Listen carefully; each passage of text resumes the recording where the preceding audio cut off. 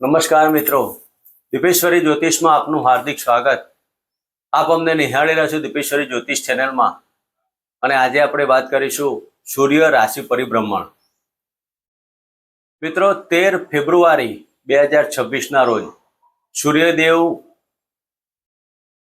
મકર રાશિ છોડી કુંભ રાશિમાં પ્રવેશ કરવા જઈ રહ્યા છે। કુંભ રાશિમાં જ્યારે સૂર્યદેવનો પ્રવેશ થશે ત્યારે પહેલેથી ત્યાં શુક્ર, બુધ અને રાહુદેવનું બિરાજમાન। રાહુદેવ સાથે ગ્રહણ દોષ થવાનો, સૂર્યના તેજમાં ગ્રહો અસ્તના થવાના। તો કયા જાતકોને શું કરવું, કયા જાતકોને શું ના કરવું, કેવા કાર્યો કરવા, કેવા ન કરવા। બીજી એક વિશેષ બાબત કહી શકાય કે ગુરુદેવની નવમી દ્રષ્ટિ પણ જ્યારે સૂર્યદેવ પર પડશે તો અમુક મુશ્કેલીમાંથી તમે મુક્તિ પણ મેળવી શકશો। મિત્રો, સૂર્ય આત્માના કારક, સૂર્ય સત્તાના કારક, સૂર્ય પ્રતિષ્ઠાના કારક, સૂર્ય પિતાના કારક, માન સન્માન રોગ પ્રતિકારક શક્તિ, સૂર્ય તેજ,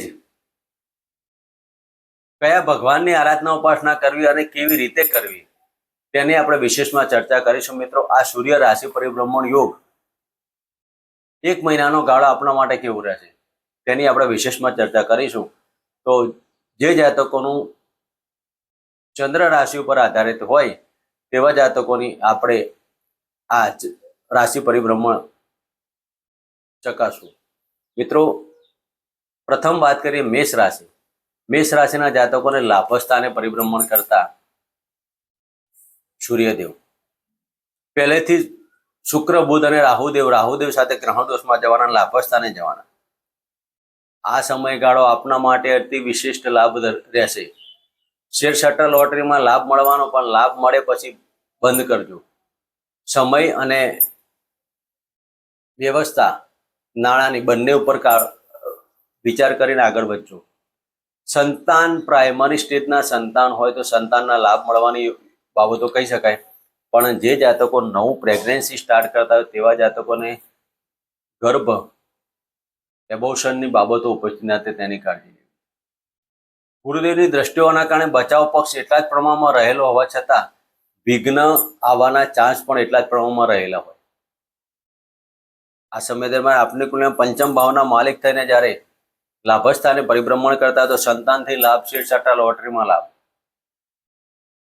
સરકારી કાર્યો જે જાતકો કરતા હોય એમાં 2 નંબરના કાર્યો કરતા હોય તો ઇન્કમ ટેક્સ, સેલ ટેક્સ અથવા એસીબી જેવા કાર્યોમાં સંકોડાઈ ના જાઓ। તમે ખોટા ભરાવ નહીં, તમારી માનહાનિ થાય તેની કાળજી લેવી। તો આ સમય દરમિયાન સૂર્યદેવની આરાધના ઉપાસના અને રાહુદેવની આરાધના ઉપાસના, શિવજીના મંદિરે હોમ રાવે નમઃ મંત્ર કરવા અને ગાયત્રી મંત્રના જપ કરવા સાથે સૂર્યદેવને જળ અર્પણ કરવું। મિત્રો, વાત કરીશું વૃષભ રાશિની। વૃષભ રાશિના જાતકોને 10મ સ્થાને પરિભ્રમણ કરતા આ સૂર્યદેવ રાજકીય ક્ષેત્રે નાની મોટી બાબતો ઉપસ્થિત થાય, સત્તા પરિવર્તન અને સત્તામાં હાનિ, ઉપલા અધિકારી સાથે વાદ વિવાદ નહીં કરવા। તમે જે કોઈ સરકારી ક્ષેત્રે અથવા રાજકીય ક્ષેત્રે જોડાયેલા હોય તમારા ઉપલા અધિકારી સાથે કોઈ પણ પ્રકારના વાદ વિવાદ નહીં કરવા। સૂર્ય રાજા સામે કોઈનું ચાલે નહીં, માટે ઉપલા અધિકારીઓ સાથે ખોટા વાદ વિવાદો કરી તમારી પદ અને પ્રતિષ્ઠામાં હાનિ ન થાય તેની કાળજી લેવાની। આ સમય દરમિયાન તમારા પિતાના મેડિકલ પ્રશ્ન થાય, પિતાને હૃદય રોગની બાબતોથી તમે ચિંતામાં હોય અને આવા સમયની અંદર મકાન સુખ, વાહન સુખના કાર્યો તમારા ચાલતા હોય ત્યાં એ મકાન સુખ, વાહન સુખના કાર્યો સંભી જવાથી મનમાં ચિંતા ઊભી થાય। નાણાકીય કોઈ પણ કાર્યો કરતા પહેલા પણ તમે વિચારજો। આ સમય દરમિયાન ગુરુદેવની દ્રષ્ટિ તમારા કર્મસ્થાનમાં પડવાથી આકસ્મિક ધનલાભ અને આકસ્મિક હોદ્દાની બાબતો પણ કહી શકાય। તો વૃષભ રાશિના જાતકોએ આ સમય દરમિયાન પિતાના ચરણ સ્પર્શ કરવા, કેસરનું તિલક તમારા કપાળમાં અને નાભીમાં લગાવી અને શરૂઆત કરજો। મહિના દિવસમાં તમારા બાલ પણ વાંકો નહીં થાય। મિત્રો વાત કરીશું મિથુન રાશિ અને મિથુન રાશિના જાતકોને લાભ સ્થાને પરિભ્રમણ કરતા સૂર્યદેવ. નાના ભાઈ બહેનોની સાથેની તકરાર ઊભી થવાની, સ્નેહીજનો સાથે, પાડોશી મિત્રો, તમારા સાહસની અંદર સફળતા ના મળવાથી મનમાં ચિંતા ઊભી થાય. કારણ વગરનો ક્રોધ નહીં કરવો. તમારામાં જ્ઞાન ભરપૂર પ્રમાણમાં હોય, જ્ઞાનનો ઉપયોગ ના થવાથી મનમાં ચિંતા થાય. તમારી પ્રતિષ્ઠા અને પદમાં વધારો ન થવાથી મનમાં ચિંતાઓ થાય. પિતાના મેડિકલ પ્રશ્ન, પિતાની ભાગ્યની હાનિ. તો મિથુન રાશિના જાતકોએ આ સમય દરમિયાન ખાવા પીવામાં ધ્યાન રાખવું, પેટના લગતા રોગો, હાઇપર એસિડિટીની બાબતોમાં ધ્યાન રાખજો. મિથુન રાશિના જાતકોને આ સમય દરમિયાન સંતાનના ચિંતા અને સંતાનથી ચિંતાની બાબતો ઉપસ્થિત થાય. આ સમય દરમિયાન ગાયત્રી મંત્રના જપ અને શિવજીના મંદિરે બહાર બેઠેલા ભિક્ષુકોને દાન આપી ભર પેટ ભોજન કરાવી આશીર્વાદ લેવાથી સુખ શાંતિનો સમય પસાર થાય. મિત્રો વાત કરીશું કર્ક રાશિની. કર્ક રાશિના જાતકોને અષ્ટમ સ્થાને પરિભ્રમણ કરતા સૂર્યદેવ. મિત્રો કર્ક રાશિના જાતકોને ખૂબ જ આ સમયગાળો વિચારીને ચાલવા જેવું કહી શકાય. વિલ વારસો પ્રોપર્ટીના કાર્યો થવાના, પણ નાણાકીય પ્રશ્ન, કુટુંબની અંદર કોઈ અઘટિત ઘટના, વાણી ઉપર સંયમ રાખવાથી કુટુંબમાં વિઘ્ન ઊભા થાય. આ સમય દરમિયાન પેટને લગતા રોગોમાં તો સાચવવું, સાથે યુરિન સંબંધિત કે સ્ટોન જેવી બાબતો હોય તેમાં તમારે કાળજી લેવી. હૃદયના લગતા રોગો, પડવા વાગવાના યોગ, આગ અકસ્માતના યોગથી પણ સાચવો. સાથે વિજાતીય પાત્ર સાથેની મુલાકાતમાં સાવચેતી લેવી. વિજાતીય પાત્રો તમારું ચીટિંગ ના થાય તેના માટે આ સમયગાળો જોઈ વિચારીને કાઢવો. તો કર્ક રાશિના જાતકોએ શિવજીના મંદિરમાં એક સફરજનનું ફળ અર્પણ કરી અને હોમ રાહવે નમઃના મંત્ર કરવા, સાથે પ્રતિદિન સૂર્યદેવના જળ અર્પણ કરવું અને ગાયત્રી મંત્રના પાઠ કરવા. વિશેષમાં તુલસીના ક્યારામાં પણ એક ગુલાબનું પુષ્પ અર્પણ કરી અને હોમ નમઃ ભગવતે વાસુદેવના મંત્ર કરવા. મિત્રો વાત કરીશું સિંહ રાશિની. સિંહ રાશિના જાતકોને સપ્તમ સ્થાને પરિભ્રમણ કરતા આ રાહુદેવ. સિંહ રાશિના જાતકોને પાર્ટનરશિપના ધંધામાં નાની મોટી બાબતો ઉપસ્થિત થાય, પણ મન અને આત્માથી દરેક કાર્યોમાં સફળતા થવાની. દાંપત્ય જીવનમાં તકલીફોની બાબતો હોવા છતાં પણ સમયગાળો અતિ વિશેષ હોય. ધંધાકીય આકસ્મિક લાભ, ઘણા સમયથી તમે કોઈ ધંધામાં નુકસાન કરતા તેમાં આકસ્મિક ધન લાભ થવાથી મનમાં આનંદને ઉત્સાહો રહેવાની. સિંહ રાશિના જાતકોને આર્થિક પાસું મજબૂત રહેવાનું. પત્નીથી લાભ અને નોકરીની અંદર ટ્રાન્સફરના યોગો ની બાબતો ઉપસ્થિત થાય. તો સિંહ રાશિના જાતકોએ આ સમય દરમિયાન પિતાના આશીર્વાદ પ્રાપ્ત કરવા અને તાંબાનું કડું જમણા હાથમાં ધારણ કરી અને પ્રતિદિન ગાયત્રી મંત્રનો જાપ કરવા. મિત્રો વાત કરીશું કન્યા રાશિની. કન્યા રાશિના જાતકોને છઠ્ઠા સ્થાને પરિભ્રમણ કરતા રાહુદેવ, સૂર્યદેવ. સૂર્ય સાથે રાહુદેવની યુતિ. મિત્રો ચતુર્થ ગ્રહ યોગ થવાનો, ક્યાંક મુસીબત ને ક્યાંક લાભ. શત્રુઓ પ્રહાર કરશે પણ શત્રુઓ કશું બગાડી નહીં શકે. પેટને લગતા રોગોમાં સાવચેતી લેવા જેવું કહી શકાય. તમારા ઉપર ખોટા એલિગેશન અને ખોટા આક્ષેપોથી તમે દૂર રહેજો. આ સમય દરમિયાન શત્રુઓ ઉપર તમારો પ્રહાર થવાનો. શત્રુઓ મીઠા શત્રુઓ રહેશે. તમે જેને પોતાના માનતા હોય, પોતાના તમારા પગ કાપીને તેની કાળજી લેવી.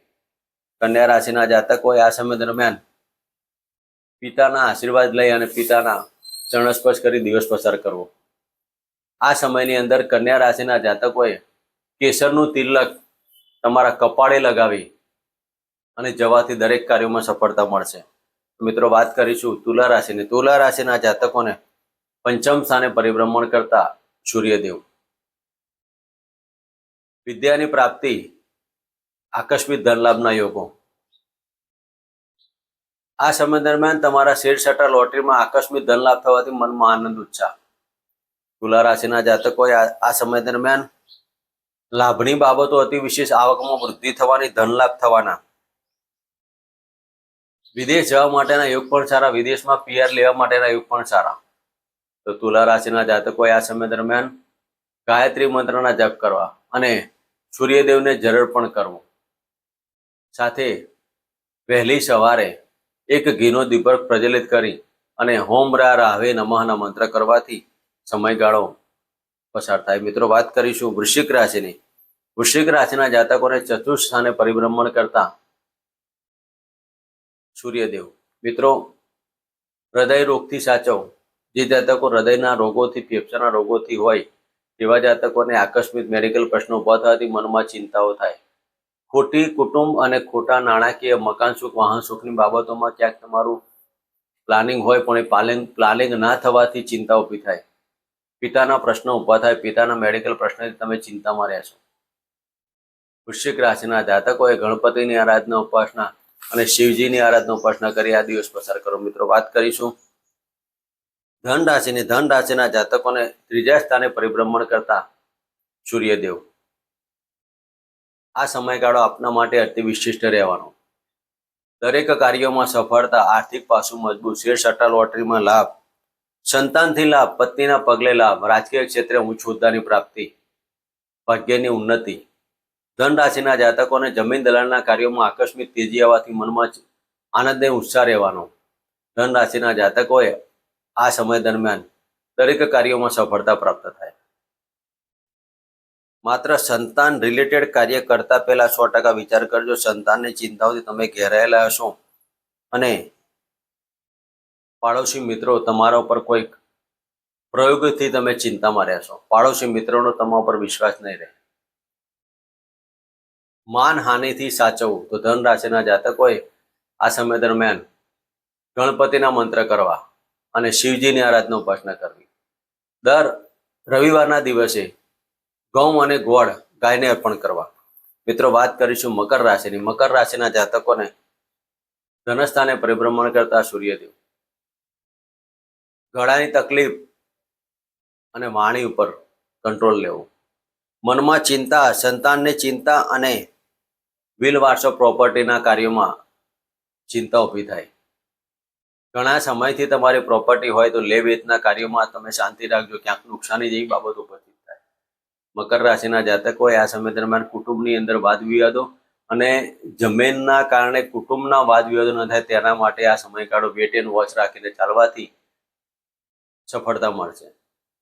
ખોટા વાદ વિવાદો, આકસ્મિક ચિંતાઓ, ગળાને લગતા રોગો, દાંતને લગતા રોગોથી સાચવવું. જે જાતકો ખોટા વ્યસનો કે ખોટા આહારથી જોડાયેલા હોય તેવા જાતકો આ સમય દરમિયાન ખૂબ જ કાળજીનો સમય કહી શકાય. તેના માટે ગાયત્રી મંત્રના જપ કરવા, તુલસીના કેરામાં સરસવના તેલનો દીપક જળગાવી અને હોમ નમઃ વાસુદેવના મંત્ર કરવા. ગાયને લીલો ઘાસચારો આપવો. મિત્રો, વાત કરીશું કુંભ રાશિની. કુંભ રાશિના જાતકોને લગ્નમાંથી પરિભ્રમણ કરતા સૂર્યદેવ. હાઇપર એસિડિટી, ખાવા પીવામાં ધ્યાન, મગજના રોગો, માનસિક ટેન્શનો, પડવા વાગવાથી મનની અંદર ખોટા વિચારોના કારણે તમે પડી જવાથી ચક્કર આવવાના કમ્પ્લેન અને હિસ્ટ્રીયા જેવા રોગોમાં વધારો થાય. કુંભ રાશિના જાતકોએ આ સમય દરમિયાન તમારી માનહાનિ અને પ્રતિષ્ઠામાં વિચારતા રહેજો. તમારા વિચારો અને તમારા ઉપર કોઈએ કંઈક કર્યું હોય તેવા મનમાં વિચારો આવ્યા કરે. આત્મા તમારો ખંડિત થયા કરે. સંતાનના રિલેટેડ ચિંતાઓ થાય. પતિ પત્નીની બાબતોમાં નાના મોટા પ્રશ્નો ઉપસ્થિત થાય. લગ્નમાં સૂર્યદેવનું પરિભ્રમણ પણ રાહુદેવ સાથે હોવાથી માનહાનિના યોગો કહી શકાય. તો આ સમય દરમિયાન ઓમ રા રાહવે નમઃના મંત્ર કરવા અને ઓમ બૃહસ્પતિ નમઃના મંત્ર કરવા. મિત્રો, વાત કરીશું મીન રાશિની. મીન રાશિના જાતકોને 12મા સ્થાને પરિભ્રમણ કરતા સૂર્યદેવ. માનહાનિના યોગો. વિજાતીય પાત્ર સાથે મુલાકાત થવાથી મનમાં ચિંતાઓ થાય અને ક્યાંક તમારું યુટ્યુબ, તમારું વોટ્સએપ અથવા તો